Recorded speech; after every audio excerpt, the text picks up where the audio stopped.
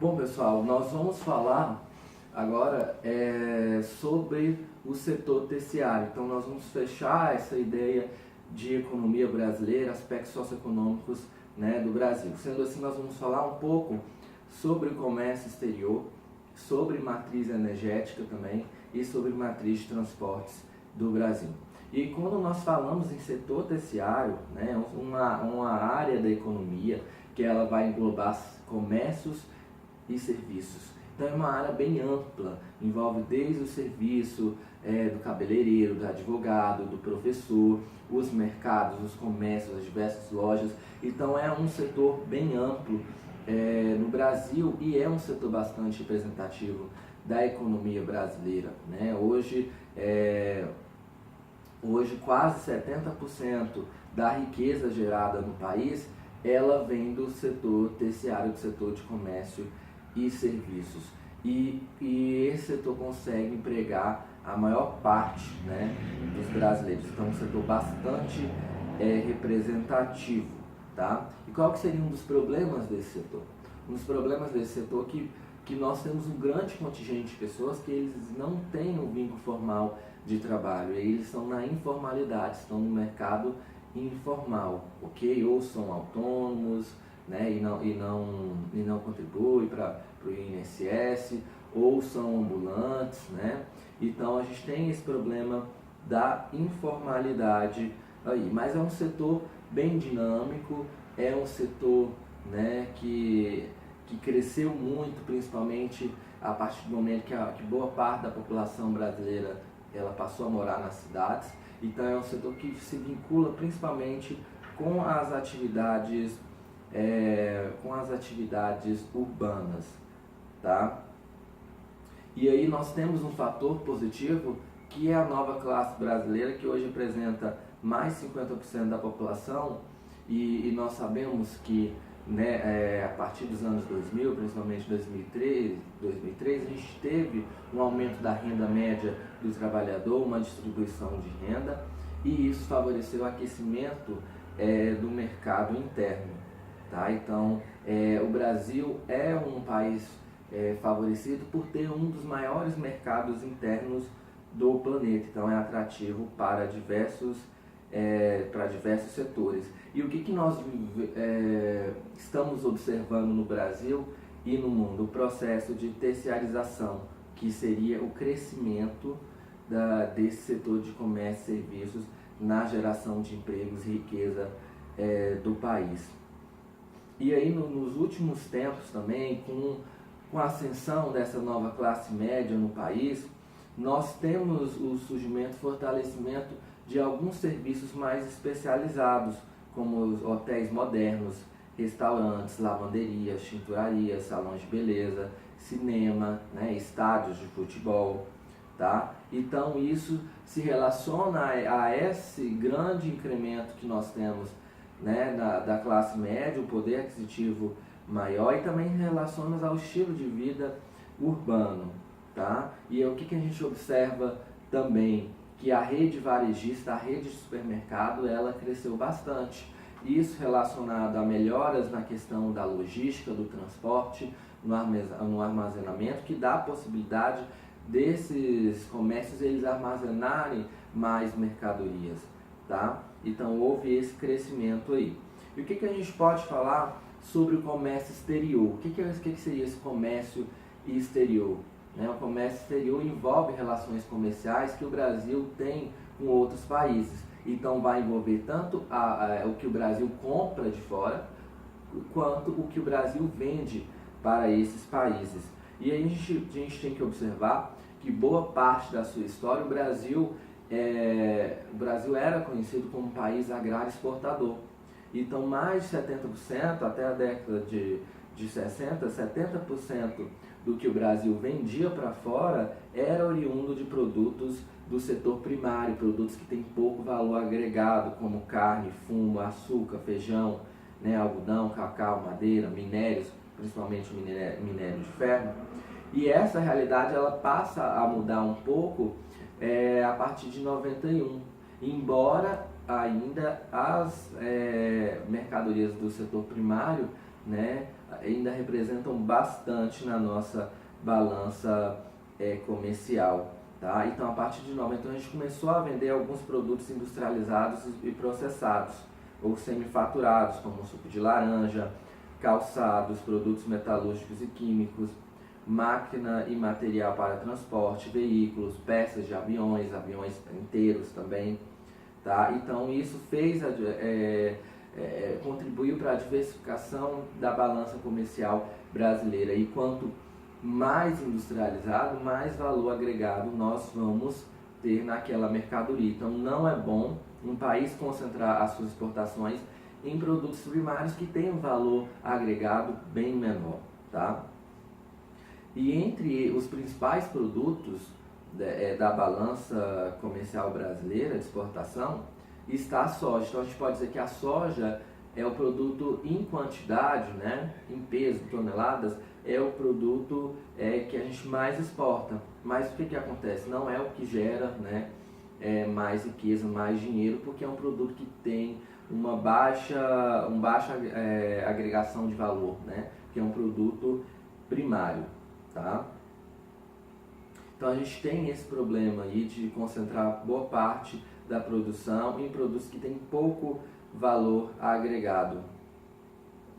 E aí entre os produtos que a gente compra de fora, né, se destaca o que? Combustíveis, lubrificantes, equipamentos mecânicos, equipamentos elétricos e eletrônicos, automóveis e partes, químicos, plásticos, produtos farmacêuticos e fertilizantes. Olha só a diferença. Então, quando um país ele vende produtos primários e ele compra muito produtos industriais, ele tem uma balança comercial que não é positiva, tá? Porque esses produtos que ele está comprando de outros países têm um valor agregado bem maior. Então você tem uma desvantagem aí na balança comercial brasileira relacionado ao grande peso que ainda as matérias-primas possuem. Tá? Então, qual que são os principais parceiros comerciais brasileiros? Para onde que o Brasil mais vende? Né? Para onde que vai as exportações brasileiras? Os principais parceiros é a China e Estados Unidos, mas a gente pode destacar também a Argentina na América do Sul, a Holanda, a Alemanha, Japão, Itália, Índia, Venezuela e Chile. Tá? E aí, onde que o Brasil mais compra, né? Onde mais importa? Estados Unidos, China, Argentina, Alemanha, Coreia do Sul, Nigéria, Japão, Índia e França. A gente destaca o surgimento aqui da Coreia do Sul. O Brasil, a Coreia do Sul não é um dos países que o Brasil mais vende, né? Mais exporta. Mas, em contrapartida, é um dos países que o Brasil mais compra produtos, mais importa. Tá? Isso está relacionado ao que? O Brasil compra muito produtos eletrônicos da Coreia do Sul. Né? E a gente pode destacar várias marcas eletrônicas desse país, a Samsung, a LG, né? E entre outras marcas também. Automóveis também, né? Hyundai, Kia. Tá? Então você tem uma desvantagem nessa balança comercial Brasil-Coreia do Sul. Tá? E aí, pessoal, se a gente for considerar o montante de todas as exportações mundiais, o Brasil representa 1,44. E aí, nas últimas 2 décadas, em especial a partir de 2001, que o Brasil vem apresentar um superávit na balança comercial, ou seja, um saldo positivo. O que seria essa balança comercial? Tá? A balança comercial está relacionada às importações e às exportações. Quanto maior, né, a exportação e menor a importação, é melhor para o país. Mais riqueza, né, o país está gerando. Então é o balanço entre o que o Brasil compra e o que o Brasil vende. E por muito tempo, antes de 2001, o que a gente observava? Que a balança comercial brasileira ela era deficitária. Né? Ou seja, o Brasil comprava mais do que vendia. Né? Então era um aspecto negativo que a gente conseguiu superar em 2001, apresentando uma balança comercial positiva. Isso relacionado principalmente aos produtos, né, primários que têm pouco valor agregado aí. Tá? Então é isso, pessoal, são os principais aspectos que a gente tem que lembrar quando a gente fala sobre setor terciário, tá? E algo que está muito relacionado à produção econômica do país, né? A questão das indústrias, do setor terciário, é a infraestrutura energética no Brasil. A gente sabe que a energia, né, ela é básica para quase qualquer tipo de atividade econômica. Então a gente precisa estudar um pouco sobre matriz energética e também sobre matriz de transportes, porque essa produção ela tem que escoar, ela tem que circular. Então a energia é um ingrediente básico para a vida na sociedade moderna, tá? Um componente básico, né, para as pessoas que moram na cidade, no campo, e também para a indústria, né? A indústria, o comércio, eles precisam da energia. E de certa forma é um elemento que está relacionado à qualidade de vida da população. E aí o que nós observamos em contexto mundial? Que as principais fontes utilizadas são fontes não renováveis, principalmente o petróleo, o carvão e o gás. Tá? Então, a gente observa também que tem vários conflitos, várias guerras que foram gerados pela questão direta ou indireta da energia do petróleo. E aí, ao passo que o petróleo, né, ele vem diminuindo, né, porque é uma fonte não renovável, o seu consumo ele vem aumentando significativamente. Então vai chegar um ponto que nós vamos ter vai faltar petróleo, não, o preço do petróleo vai aumentar. Então a gente tem que pensar em formas alternativas de energia. E aí o Brasil ele se destaca entre as principais potências econômicas mundiais por ter uma diversidade na sua matriz energética, por englobar, por exemplo, fontes de energia como as hidrelétricas, a biomassa, a energia solar, tá? O biodiesel, o álcool. Então tudo isso faz com que a nossa matriz energética ela seja um pouco mais renovável do que a matriz energética de grandes potências mundiais, ok? Então a energia elétrica, né, e o petróleo eles representam as maiores fontes energéticas consumidas no Brasil. E atualmente o Brasil é o segundo maior produtor de hidroeletricidade do mundo. Então o Brasil sai na frente nessa questão da hidroeletricidade, né? Nós temos várias tecnologias aqui que são nossas, tá? É lógico que precisa melhorar muito esse setor e a gente já avançou muito, né? As primeiras hidrelétricas, elas não faziam a remoção da vegetação, dos animais, né, ali da área a ser inundado, e hoje já é uma realidade que não é, né, não é mais assim. Hoje, para você construir uma hidrelétrica, você tem que remover essa vegetação. A gente sabe que essa vegetação, né, ela fica alagada, ela apodrece, ela também libera uma grande quantidade de gás carbônico. Então, o ideal seria essa remoção, e nós já estamos, né, fazendo esse feito aí. Então, outras tecnologias geradoras de eletricidades, como energia nuclear, gás, óleo diesel, né, estão tendo uma participação na matriz energética brasileira, embora elas não passem mais de 7%.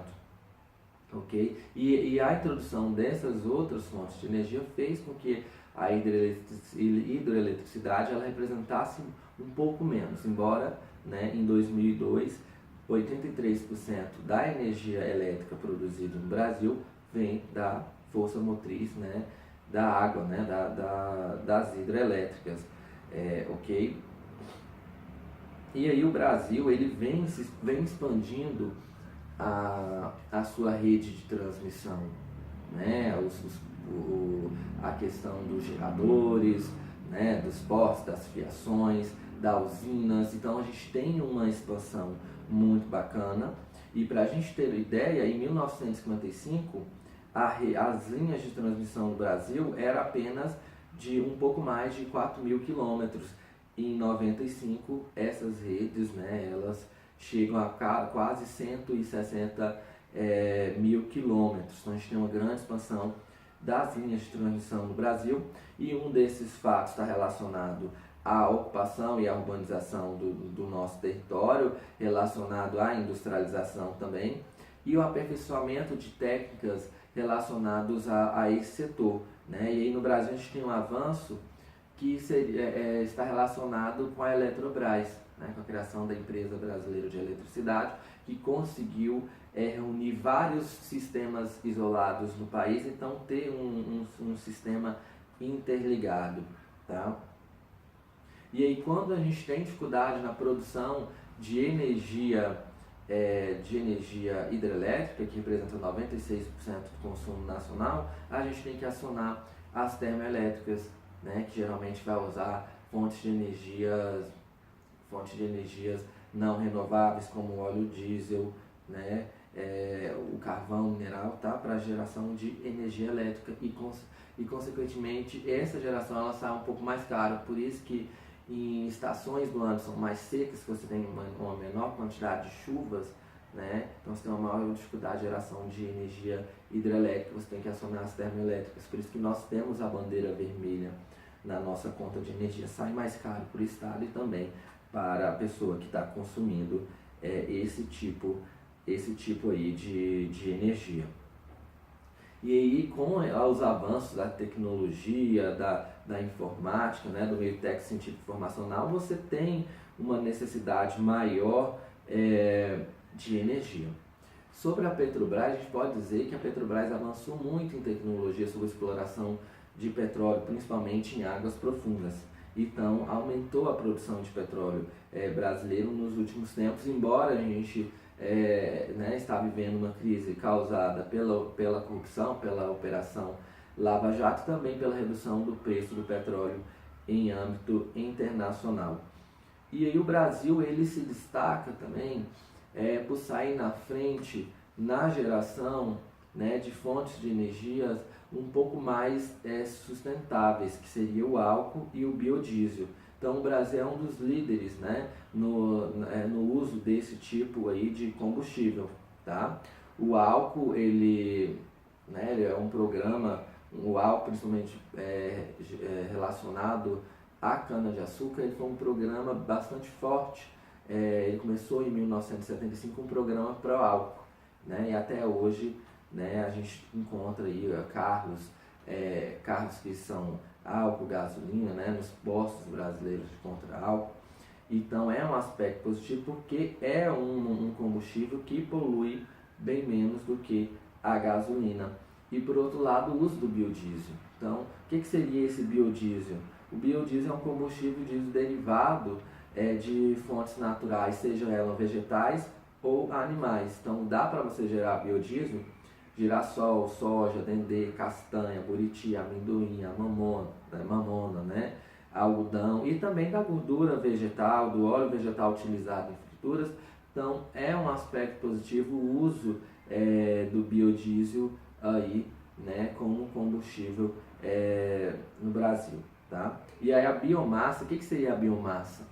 A biomassa seria o que muitas vezes a gente considerou, né, como lixo, como por exemplo o bagaço da cana. O bagaço da cana é uma biomassa e ela pode ser utilizada para a geração de energia e está sendo utilizado principalmente nas usinas. Em vez de você utilizar petróleo, carvão mineral, você utiliza a biomassa. Então é reaproveitamento de resíduos dos processos agrícolas e industriais. E aí você tem uma pressão global para a redução do uso dessas fontes de energias mais poluentes, tá? E aí as indústrias têm que né, adentrar nesse contexto. Então elas têm que procurar fontes de energia que são menos poluentes. E aí o Brasil tem dado sinais claros que quer diversificar a sua matriz energética, com o uso da biomassa, da energia solar, da energia eólica, tá? Embora às vezes a crise ela atrase esse processo também. E aí a gente tem um grande avanço que está relacionado à geração de energia em áreas bastante isoladas, principalmente do norte, onde você não tem a possibilidade de chegar a uma rede de transmissão convencional. E como que essas pessoas elas geram, né, energia nesses locais? Principalmente por meio principalmente por meio, né, antigamente por geradores que utilizavam a queima de combustíveis fósseis. Hoje você já tem tecnologias que dá a possibilidade de você gerar energia por meio de fontes menos poluentes, né, mais sustentáveis, como a energia solar, como a biomassa, né, como pequenas centrais hidrelétricas que geram energia por meio de pequenas quedas d'água, tá? Então isso possibilita que regiões isoladas elas tenham acesso à energia e que essa energia seja um pouco mais sustentável. E aí onde que está ainda, a gente tem uma parcela da população que infelizmente ela não desfruta dessas benesses da energia elétrica, então tem dificuldade de acesso à energia elétrica. E aí no Brasil, né, esse número é mais de 12 milhões de pessoas e 10 milhões dessas 12 milhões estão na área rural, principalmente em quais regiões? Principalmente na região norte, que representa 62,5% do montante, e na região nordeste com 39,3%, tá? Então, então esses sistemas de geração isolados, eles contribuem para que essas pessoas elas possam ter acesso à energia. A energia nuclear no Brasil, né, começou lá na ditadura militar, com a construção de Angra 1 e depois Angra 2, ela de certa forma ela está parada, né, devido à pressão mundial, principalmente depois do terremoto do Japão, que gerou vários problemas com a usina nuclear de Fukushima. Então você tem uma pressão mundial para não aumentar esse tipo de energia, né? Embora a gente tenha uma terceira usina nuclear em processo de implementação, que seria a Angra 3. Este tipo de energia representa 4% da energia gerada no país. E o que a gente pode dizer sobre a matriz energética brasileira?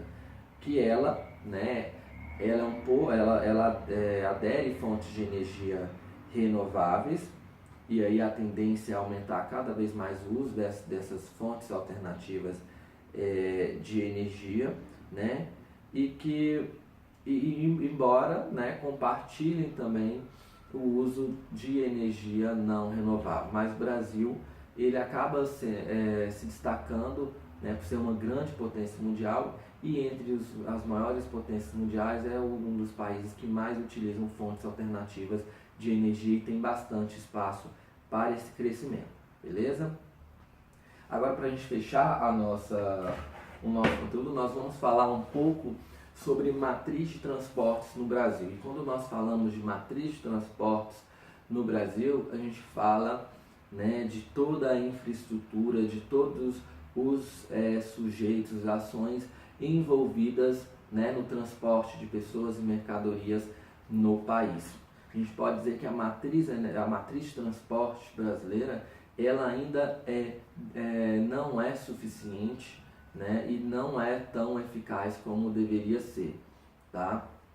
Então nós temos uma matriz de transporte que concentra boa parte, né, dos seus transportes, principalmente transporte de mercadorias, nas rodovias, né? Um pouco mais de 60% do transporte dessas mercadorias são realizados por rodovias, né? A gente vai ter as ferrovias que vão representar 20% e as hidrovias que vão representar um pouco mais de 13%.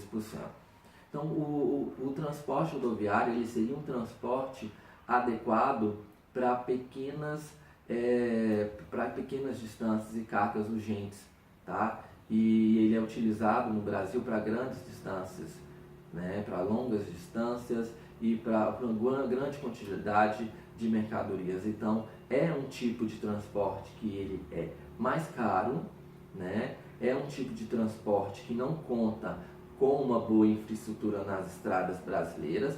A gente tem 1,7 milhões de quilômetros de rodovias em todo o país. Desses 1,7 milhões, apenas 13% estão asfaltados. E desses 13%, mais da metade está em péssimas condições de uso. Então isso acaba atrasando, né, o tempo de deslocamento dessa mercadoria, acaba né, agregando um valor, porque o custo é muito alto, você tem péssimas estradas, consequentemente você vai ter caminhões e veículos que vão quebrar, e isso tudo é repassado para o produto. Então o produto ele agrega esse valor, esse custo maior, e acaba dificultando, né, a competitividade dos nossos produtos no mercado internacional. Então o Brasil ele não tem uma matriz de transportes que sejam eficientes. As ferrovias, que seria adequado para o transporte de longas distâncias, né, e grandes quantidades, embora um pouco mais lento, né, seria o ideal para esse tipo de transporte que nós fazemos no Brasil. Contudo, boa parte das ferrovias brasileiras estão privatizadas, né, principalmente depois de 97. Já faz 40 anos já que nós não temos nenhum tipo de ampliação desse tipo de transportes, tá? Então é uma falha também de planejamento dos sucessivos governos que priorizaram a questão das rodovias, né? A era Cafeira priorizou essa questão das rodovias, tá? O Getúlio Vargas, o Juscelino Kubitschek principalmente, que trouxe várias montadoras aqui para o país e investiu fortemente na construção de rodovias. As hidrovias brasileiras, né, a gente tem um grande potencial, nós temos vários rios navegáveis e que o total a ser aproveitado seria do montante de 42 mil quilômetros, tá? Só que a gente utiliza um pouco mais da metade, a gente utiliza só 22 mil quilômetros de hidrovias. A maior parte do transporte de mercadorias realizado em hidrovias, ele acontece no trecho Solimões-Amazonas, né, que representa 77% desse tipo de transporte. E é um transporte que poderia ser mais utilizado como transporte cabotagem, que é o transporte que acontece né, no litoral, tá, pelo navio também, transportes transatlântico, tá? Então poderia ser mais explorado esse tipo aí de transporte. E aí nós temos os portos. Os portos são pontos importantes de entrada e saída de mercadorias do país, e né, um modo de transporte, os navios, mais barato, né, que sai mais barato, embora seja um pouco mais lento também, mas seria mais rentável, né? E o que a gente observa? Nós temos uma grande deficiência de infraestrutura nos portos brasileiros, embora haja aí uma tentativa de melhorar essa questão, mas a gente está muito longe, muito aquém do que realmente seria necessário, tá? A questão dos dutos, né? Os dutos são o quê? São canos, né? Canos que transportam geralmente matérias líquidas. Então o principal duto que nós temos é o gasoduto Brasil-Bolívia, que transporta gás e petróleo aqui para o Brasil. Mas esses dutos também, né, estão relacionados a transporte de água, abastecimento urbano, tá? O transporte aéreo é um transporte que é utilizado no Brasil principalmente para o transporte de pessoas, né, dentro do próprio país e para os demais países. Não é um meio de transporte que representa, né, muito na questão do transporte de mercadorias. Não ultrapassa 1% do transporte de mercadorias no Brasil, tá? Porque é um transporte mais caro, né? Então é utilizado para mercadorias mais sensíveis, né? Que tem a periodicidade muito elevada, tá? Que perdem muito fácil. Então é um tipo de transporte que tem que ser bem avaliado, né? Porque custa bastante, ok? Então o que a gente pode dizer sobre essa matriz de transporte brasileira? Que ela ainda é ineficiente, é insuficiente. E qual que seria o modelo ideal? Seria um modelo intermodal, um modelo que consiga integrar esses diversos meios, né, de transporte aí no Brasil. Para a gente ter uma ideia, a soja que é produzida no Mato Grosso, ela tem que andar quase 2.000 quilômetros até chegar ao Porto de Santos ou Paranaguá para ser escoada, né, para ser vendida para fora, tá? O que poderia ser feito se a gente tivesse um meio de transporte, uma matriz de transporte intermodal, que é aquela que interligaria, né, tivesse uma boa interligação entre os diversos tipos de transporte, uma boa eficiência, a gente poderia escoar esse tipo de produção pelos portos do Arco Norte, né, especialmente o Porto de Belém. Só que nós não temos essa infraestrutura, então a gente perde muito, a gente deixa muito a desejar, e isso aumenta os custos das mercadorias. E aí, qual que tem sido a iniciativa dos últimos governos? Tem sido a concessão. O que é a concessão? Você concede o trecho de, né, rodovia, ferrovia, aeroportos, portos, no objetivo que essa concessionária, que é uma empresa, né, da maioria das vezes são empresas privadas, o objetivo seria que elas modernizassem, né, ampliassem aquela área ali, mas logicamente, né, ela tem um retorno financeiro, ou por meio de cobrança de taxas, né, no caso das rodovias, os pedágios. Então tem sido uma tentativa aí do governo, já que o governo, né, não tem dinheiro para o investimento em infraestrutura devido ao grande déficit público, tá? Então seria uma alternativa para tentar modernizar o setor de transportes brasileiros, mas a gente tem um lado muito negativo que acaba também agregando valor a essas mercadorias, e no caso das rodovias brasileiras, muitas vezes impedindo o direito de ir e vir, né, já que nem todas as pessoas têm condições de pagar, né, a questão do pedágio, ok?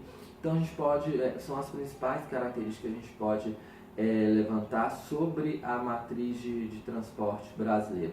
Poderia ser uma matriz de transporte mais eficiente, mais integrada, mas por enquanto, né, o que a gente vê não é isso, é uma matriz de transportes que é deficitária e insuficiente, que acaba encarecendo os nossos produtos, ok? Então esse é o nosso conteúdo, tá? A gente fecha o nosso conteúdo desse terceiro bimestre. Mais informações podem ser vistas, né, no material que eu vou disponibilizar para vocês no Moodle e também na internet. Vocês têm várias fontes aí de consultas por meio da internet. Então o que vai cair na prova? Os aspectos socioeconômicos do Brasil, né? Então agricultura, pecuária, mineração, indústria, ok? Setor de comércio, matriz energética e matriz de transportes. Então é isso, pessoal, estudem e boa sorte.